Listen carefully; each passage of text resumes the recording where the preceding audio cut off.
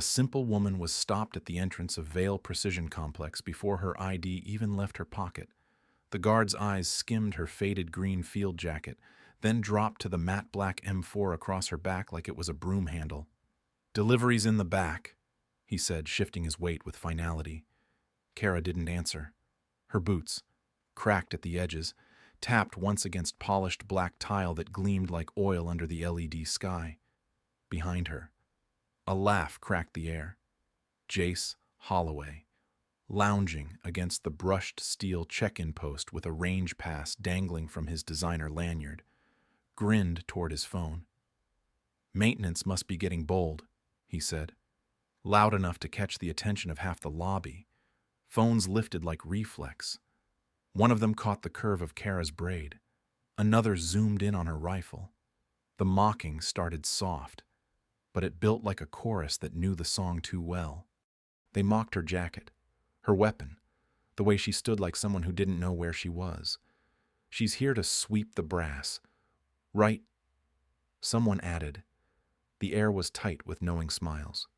She didn't break stride. She reached into her pocket and pulled out a clean digital access pass. The security scanner blinked green, just once, and the silence that followed was sharp. The guard's voice turned mechanical. "Proceed." No apology. No correction. Just removal.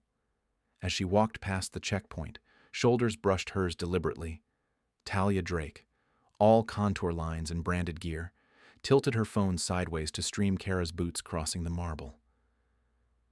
"Day, pass, cosplay," she whispered into the mic. Laughter tracked her down the corridor.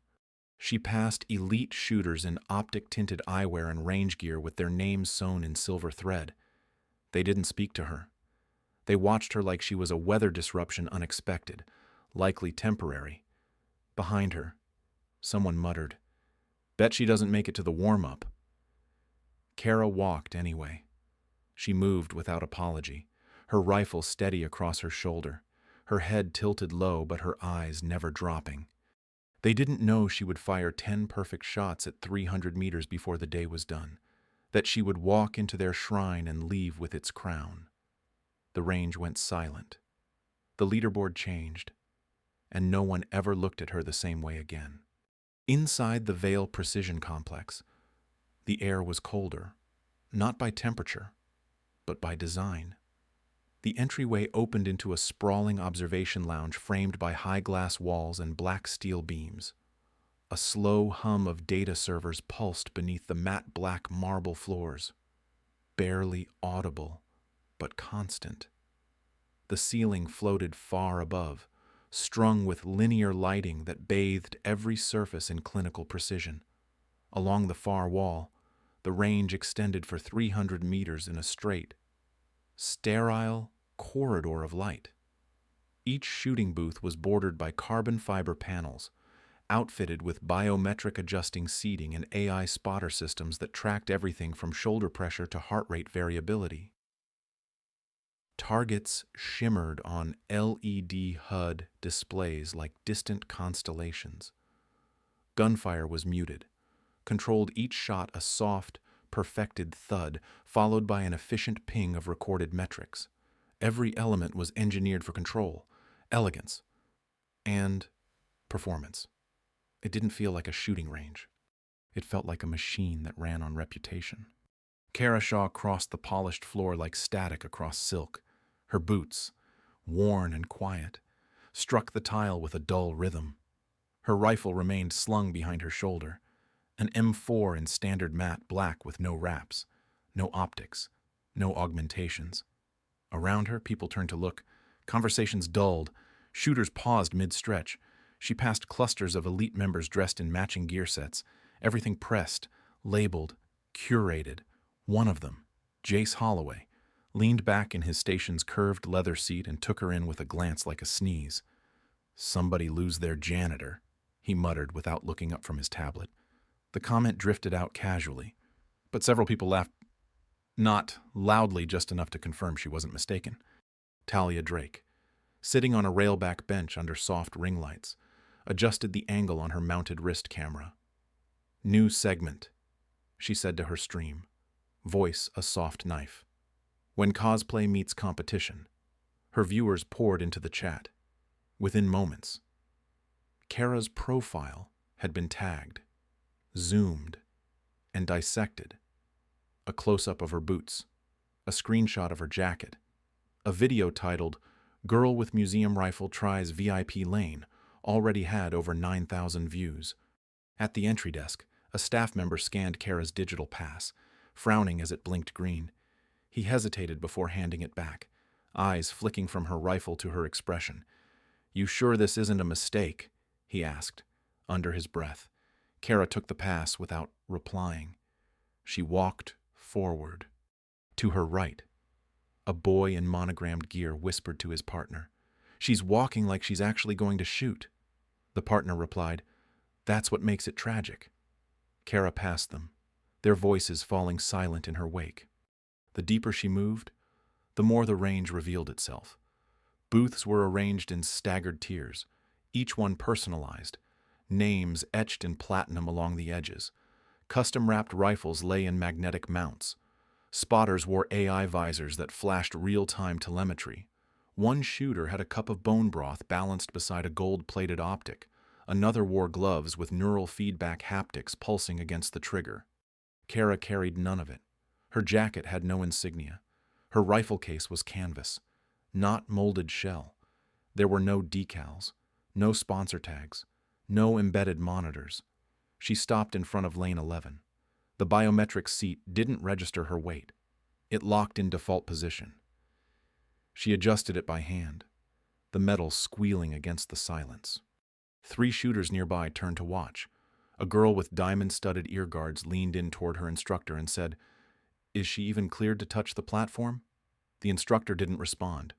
He just turned and recorded a 5-second clip on his phone. Tyler passed behind her on his way to lane 4. "Don't forget to clean up after," he said, tossing a spent cartridge toward her boots.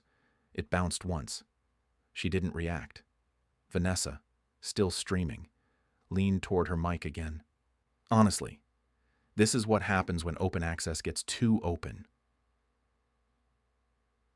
In the corner, near the tactical demonstration sim, a younger shooter tapped on the digital leaderboard. "Who is that?" she asked. The older one shrugged. "Nobody.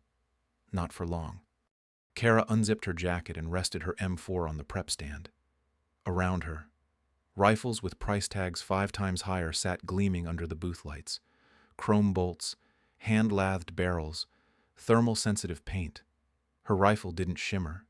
It just sat there, quiet and ready. She looked ahead to the target zone 300 meters of glass, air, and judgment. The crowd was still watching. She hadn't spoken a word. No one had invited her. No one had offered a nod, a question, or a place in line. She stood at lane 11 as if no one else existed. Her silence wasn't stubborn or proud. It was the kind of silence people only notice after they've filled the air with the wrong kind of noise. And still, they watched. Not because they expected her to succeed, but because they expected her to break. By the time Kara adjusted the seat at lane 11, the internal stream at Blackridge had already flagged her presence. Viewership climbed rapidly, pulled in by hashtags like Mop at Tier 0 and Green Jacket Gate. Talia Drake's stream alone was nearing 10,000 live viewers. Her camera locked onto Kara's lane from a flattering angle that framed her own reaction at center. "She's LARPing military," Vanessa said, cocking an eyebrow toward her audience. "I swear I've seen that exact jacket in a thrift store window next to a vinyl copy of Kenny Loggins." Her smile was perfectly sarcastic. The chat lit up instantly. Janitor cosplay. Does she even know which way the bullets go?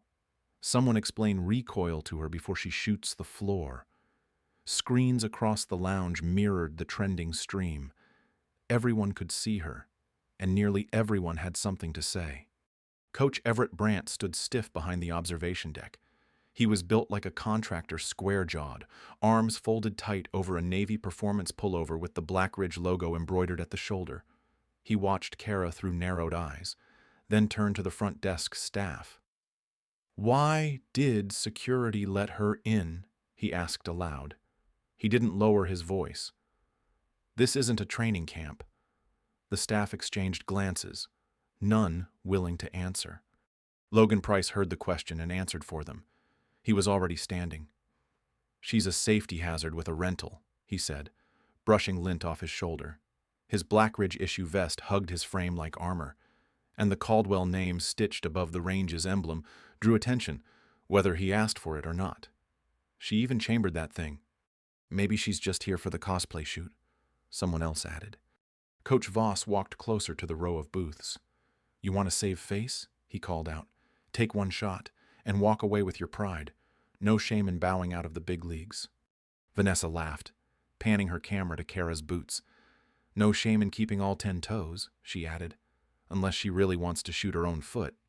Kara didn't respond. She looked downrange, her eyes still and focused, as if listening for a sound buried under the noise.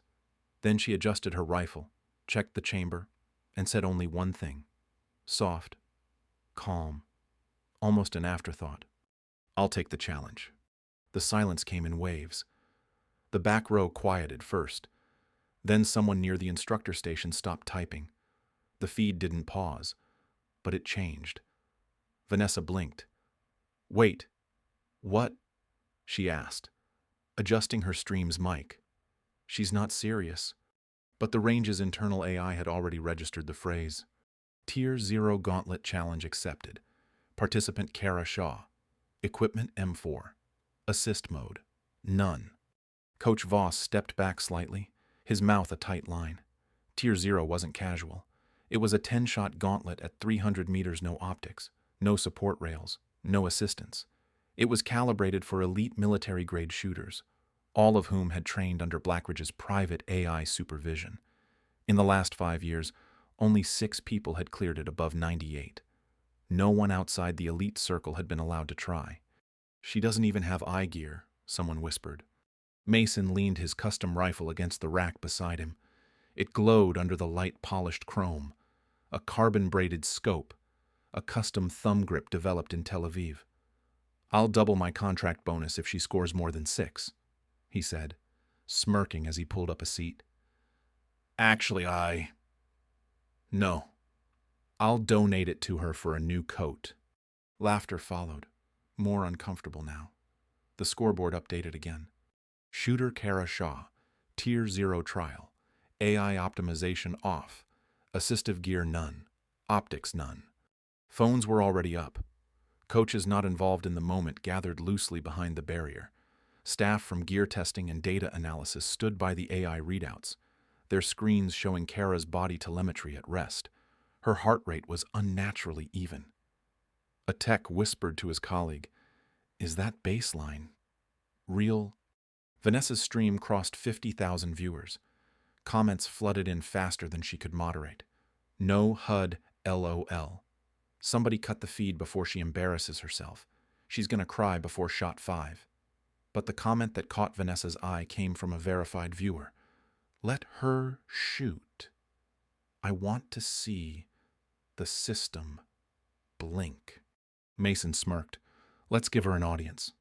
And, just like that, the room shifted.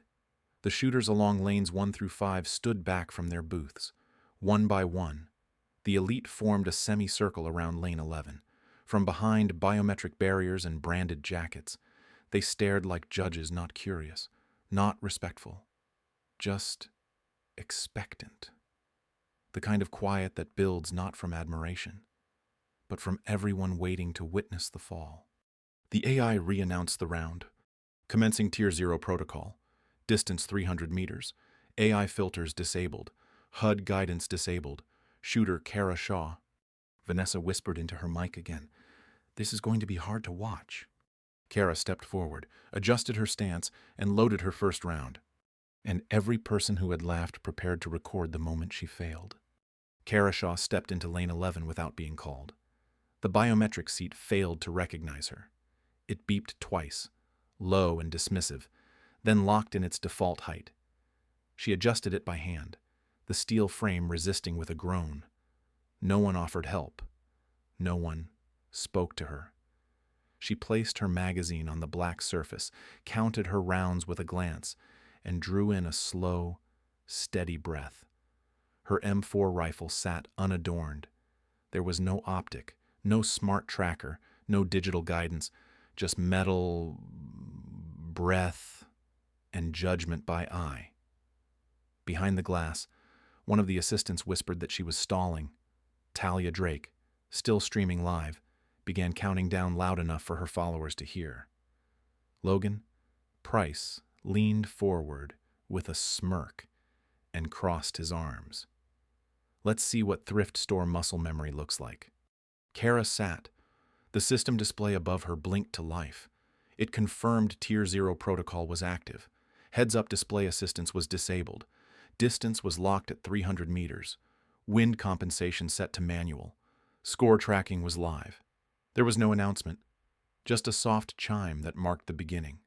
She inhaled once, held it, and let it go. The first shot cracked softly, the recoil absorbed through the padded booth. It was clean, unfazed. The screen registered the result. Shot 1 scored 10.0. A brief electronic tone followed. Mason blinked but didn't move. An instructor in the rear stepped closer to the analytics console. Vanessa laughed into her mic. Okay, lucky first round? Happens. Kara didn't look at the board. Her eyes stayed forward. She made a slight grip adjustment, settled into her line, and fired again. Shot 2 also scored 10.0. A Skara ping followed. This time the reaction in the room was tangible. One of the techs turned from his terminal to glance toward the booth. Vanessa slowed her commentary. The chat continued racing with jeers, but a few watchers shifted tone. Kara made no adjustments, just repositioned her cheek against the stock and fired a third time. Shot 3 came back at 10.0. The target system displayed a near-overlapping triangle of hits. Grouping distance calculated in real-time 0.004 millimeters. One assistant whistled quietly through his teeth. Jace Holloway lowered his phone without realizing it. The fourth shot landed with identical precision. 10.0 again. The diagnostic board pulsed a deeper hue. 4 perfect shots in a Tier 0 trial without optics. Without assist was rare, unheard of from an uninvited shooter. A subtle murmur passed through the audience. Mason leaned back slightly, the tension just beginning to tighten at the corners of his posture. Vanessa's camera remained fixed, but her voice had lost its rhythm. She's going for symmetry, maybe. I don't know. She could have pre-sighted that manually, right? The fifth round fired just a hair slower. The AI confirmed 10.0. The marker pulsed and joined the previous hits in a pinwheel cluster. The screen quietly posted a new grouping radius, 0.003 millimeters. A headset dropped behind the diagnostics table. One of the analysts stood, looked at the board, and then checked the latency monitor as if suspecting a feed delay. Kara loaded her 6th round. She breathed, exhaled, and fired. The shot hit with the same calm precision. 10.0. The display's tone softened into a melodic chime. Cluster analysis showed an even tighter grouping. The techs whispered, not to each other but to themselves. No one could remember a perfect 6-shot string under raw conditions. The scoreboard shimmered under the blue light above lane 11, now displaying a uniform set of perfect scores without the slightest deviation. She adjusted the angle of her left shoulder, not out of need, but habit. The 7th round cleared the barrel and met the same fate. 10.0. No one clapped. No one breathed loudly. The room was still, reverent, uncertain. Coaches had drifted in from other parts of the complex. Even a few off-duty shooters stood with arms crossed, eyes narrowed, trying to reconcile what they were watching with what they thought they knew. The 8th shot landed, again, 10.0. Vanessa took off her headset. "That's not possible," she said under her breath. "Not with that setup. That's not even zeroed by HUD." She glanced down at her phone. Her live stream had passed 50,000 viewers. The chat scrolled by at unreadable speed. Phrases like, "Run it back." Did she just break Tier 0? And, "This is rigged or she's not real?" repeated over and over. The 9th shot came, 10.0. This time, The tone played was the AI's threshold alert usually reserved for match victories or final certifications. The diagnostic screen refreshed its cluster overlay, but all 9 shots rested within a single digital bloom. Kara didn't react. She loaded the final round, slow and smooth. Her rifle was nearly silent against the booth surface. She exhaled, blinked once, and pressed the trigger. The 10th shot left the barrel without fanfare. It struck the target, and for 2 long seconds, the system paused. The room had stopped moving entirely. Then, the display updated. Final score, 100.000. Grouping radius, 0.001 millimeters. Record status confirmed. There was no applause, just silence, complete and sustained. The analytics board blinked once, then updated its status to benchmark reset. A notification slid onto the central board. Tier 0 standard updated. Mason's shooting glove slipped from his lap. He didn't pick it up. Coach Voss slowly lowered his clipboard without looking away from the display. Vanessa's stream lagged for a moment as the server caught up with the data load. She stared at her feed and whispered, "She didn't just pass. She broke the entire standard." In the crowd, someone murmured, "No one's ever done that, not raw." Kara stood slowly. She rested her M4 flat on the stand, then stepped away from the booth. She didn't smile. She didn't gesture to anyone. She simply turned toward the range director who hadn't moved and nodded once. She didn't say a word. The silence she left behind rang louder than anything she could have said. The silence didn't fade. It settled. Logan Price hadn't moved. His shoulders, once squared with casual dominance, had slumped just slightly, and his hands hung loose by his sides. The smirk he wore like a habit was gone, not replaced with shock or awe, just absence. He watched the board, the name glowing white in the center of the display. Kara Shaw. Tier 0 gauntlet. Score 100.000. New benchmark. Coach Everett Brandt lowered his clipboard and set it on the desk without a sound. His jaw was tight, his eyes unreadable. He looked at the score again, then at the assistants nearby, as if silently checking that they saw what he did. No one dared nod. Talia Drake tapped the screen on her stream interface. Her camera shut down mid-broadcast. No final word, no outro. The screen simply faded to black. Her mic stayed clipped to her collar, blinking red against her shoulder. She exhaled through her nose, quietly, and turned away from the bench without looking at anyone. One by one, the elite shooters who had mocked Kara lowered their rifles. Some placed them back on the racks. Others rested them on their laps, eyes on the HUD or the floor. Their posture was different now. Not ashamed, not humbled, just uncertain, so as if they had all watched something they didn't know how to describe, and now they weren't sure if they belonged here anymore. The scoreboard continued to blink with its simple readout. No fanfare, no animation, just a quiet banner across the bottom of the screen. Tier 0 standard updated. A soft chime played over the facility's audio system. Just one note, clean and final. A girl in polished gear near the lounge, no older than 20, spoke under her breath to no one at all. "She's not one of us," she whispered. "She's better." The sentence hung there in the quiet, untouched.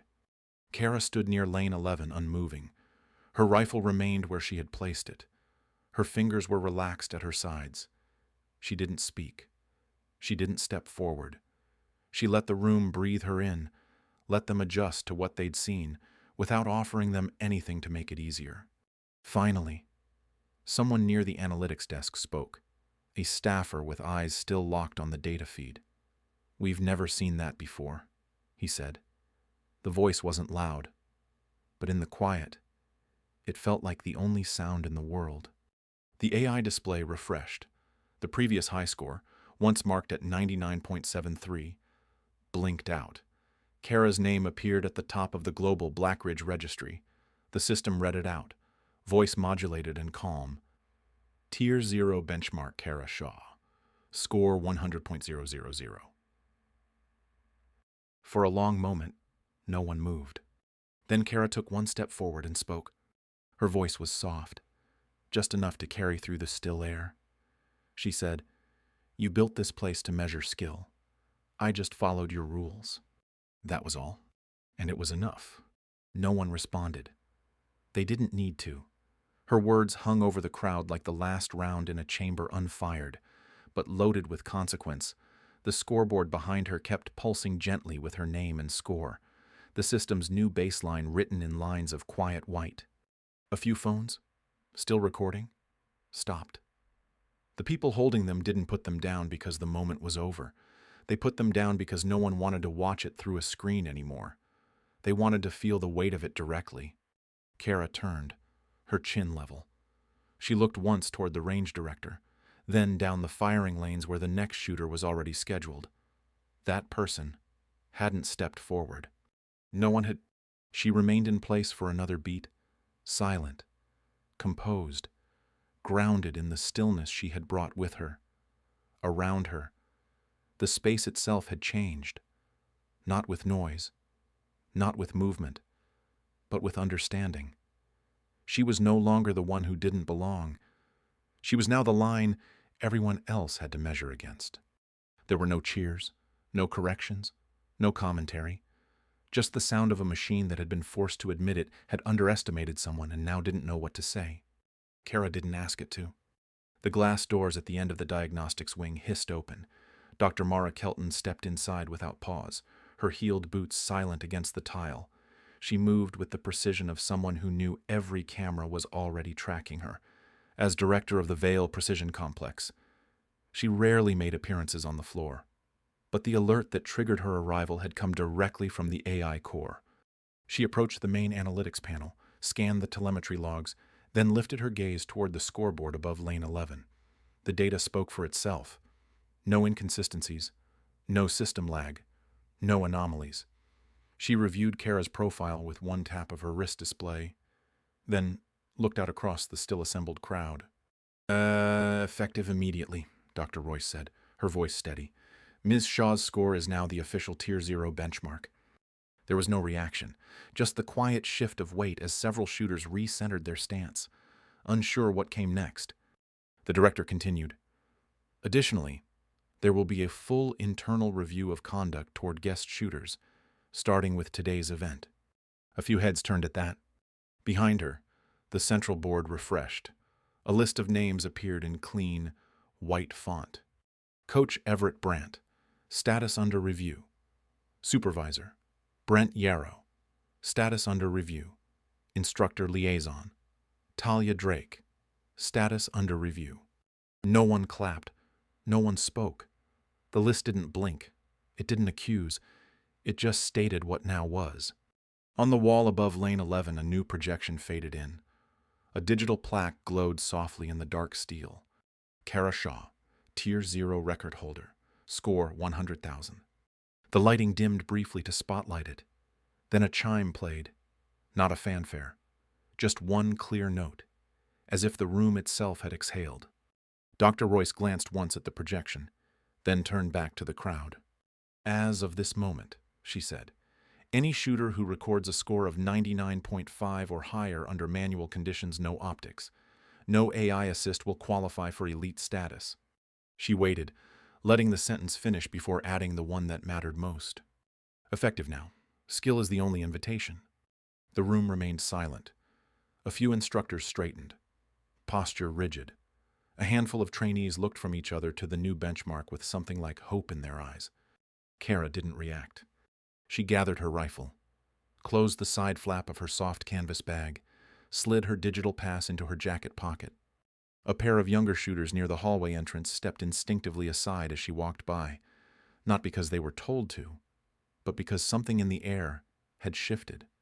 They weren't looking at her as she passed. They were watching her go. Dr. Royce followed Kara with her gaze, her expression unchanged, then turned back to the control panel. The updates were already taking effect, score thresholds recalibrated, instructor permissions flagged, legacy standards archived. There was no celebration, no apology, no rewriting of what had happened. Only replacement. Kara didn't speak again. She didn't need to. The system had spoken on her behalf, and for once, It told the truth. Kara walked the same path out that she'd taken in, her M4 slung back over her shoulder, her field jacket zipped halfway up. Her footsteps echoed across the polished tile of the lobby, once a floor that carried laughter and jeers, now hushed and careful. The same faces lined the walls, only now their eyes dropped when she passed, not from shame, not from guilt, but from awareness. The difference was subtle, but it was permanent. She didn't hurry. Her pace was even, her posture steady, her presence a mirror to the silence that followed her. No one stopped her. No one called out. Phones remained lowered, forgotten in hands that hadn't yet decided what to do with them. It was no longer content. It was history. She reached the outer doors, the cool wash of afternoon light spilling across the black floor as they opened. Outside, near the curb, Logan Price stood waiting. He didn't have his rifle. He didn't wear his vest. His hands were buried in the pockets of a plain gray hoodie, and his expression was blank, not guarded, not composed, just unfinished. As Kara approached, he took one small step forward. He started, then stopped. His voice broke like a machine halfway through its first use. He tried again. "You didn't just win," he said finally. "You changed the standard." Kara didn't stop moving. She met his eyes. She nodded. Once. Then she walked past him without speaking. The moment didn't need her permission. And it didn't need his apology. Near the bench outside the main doors, a young shooter sat with her phone in her lap. She wasn't filming. She wasn't scrolling. Just staring at the feed of Kara's final shot. Paused on the screen. She tapped a caption into the system, hesitated, then hit send. She never wanted their praise, just a fair shot. Inside the lounge, someone whispered, "She made this place feel honest for the first time." The words weren't directed at anyone, but everyone heard them. Kara reached her car, a plain, dust-flecked sedan parked at the edge of the lot. She placed her rifle case gently in the back seat, slid into the driver's side, and closed the door with a quiet finality. The engine started. The tires rolled forward. Back inside the complex, the digital screen above Lane 11 remained lit, still bearing her name and score. A new message faded onto the central HUD at the welcome terminal. "Tier 0 starts here." And Kara Shaw drove away, not with victory, but with something harder to define. She left nothing behind, except the new beginning. They told her she didn't belong. They mocked her jacket, her rifle, her silence. But Kara Shaw never answered with noise. She answered with 10 quiet shots that rewrote the rules. In a place built to measure precision, they never expected to be measured themselves. She didn't demand recognition. She earned it calmly, completely, and in front of everyone who once looked through her. This wasn't a victory about applause. It was about proof, about knowing who you are, even when no one else does. And in that stillness, Kara didn't just meet the standard. She became it. If her story moved you, take a moment to reflect. Have you ever been underestimated, overlooked, or dismissed? Share your thoughts in the comments. And if you believe in stories that speak softly but leave a mark, follow us for more quiet strength that changes everything.